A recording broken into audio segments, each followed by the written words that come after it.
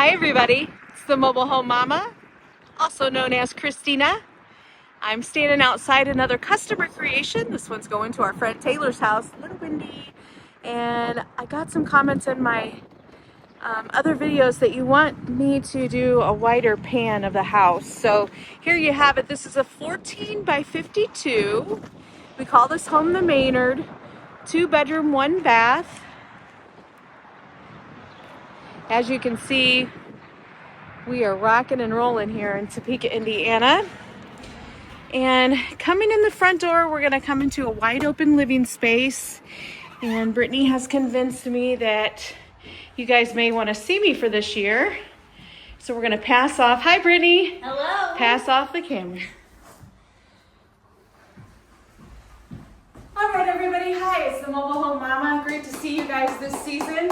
We're back for some more beautiful homes, and we are so excited. The calendars are filling up, and we've got some new show homes here on the lot. So please give me a call, 260-383-1009.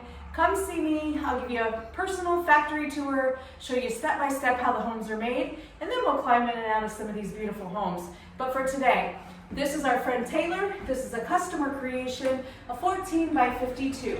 We call this home front loaded. As you guys have heard me say before, when you're walking into a home and you've got the living room or even the kitchen at one end of the home, it's front loaded. And a lot of people will do that, and you can do that in a single wide or a sectional. But the reason people do that is because usually they have a pretty good view coming out the front of the home, or they're on a slim city lot where they need the front to face the street. Either way, it's all about the view when you're doing a front-loaded home. So we know that this home is actually going to be facing a lake, right, Brittany? Mm-hmm. Facing a lake in almost like a little campground area, but in this campground area, there are some single wides there. So Taylor has decided to do a vacay home, yay, in this campground. So we've got 14 wide. We've added a picture window here, and to get the most maximum view out of this angle of the home.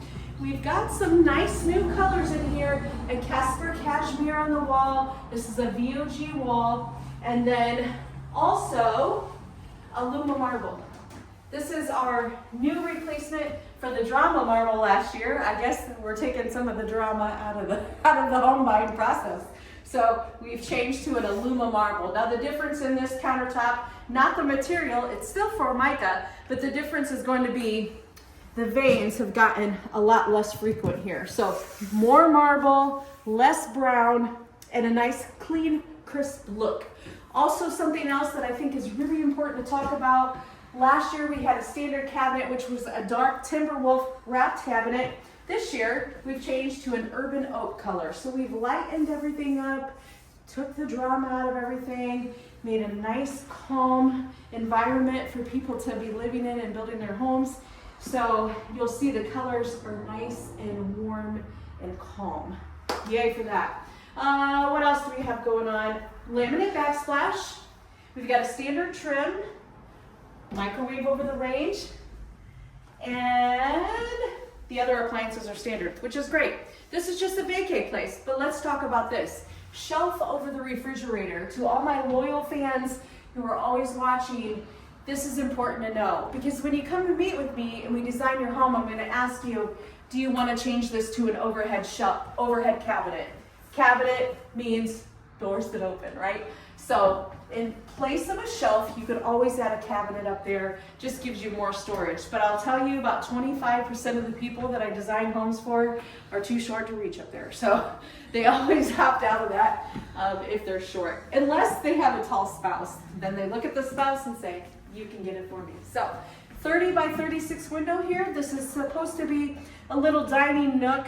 I have another single wide on the lot where I just took a, what would you say, a tall top square, right, Brittany? Mm-hmm. Table with 4 chairs there. So if you do want to make a dining area, there is a little spot here. You could also eat off the other end of this. You could, yeah. The island there too. Let's head down the hallway. Now remember, we're jam-packed in here, house to house to house. So it's a little bit dark in here. We did add the furnace door here. Yes. But luckily, we're gonna have recessed can lights in the bedrooms.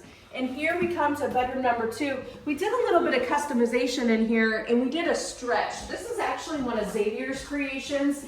He's one of the housing consultants here. He does a great job. I lead a team of several housing consultants who are here to design with you. So Xavier did this one, and he put a stretch right here in this bedroom, which I think is a fabulous idea because even though this is a vacay place, they're gonna have some visitors. So this is what this room will be used for.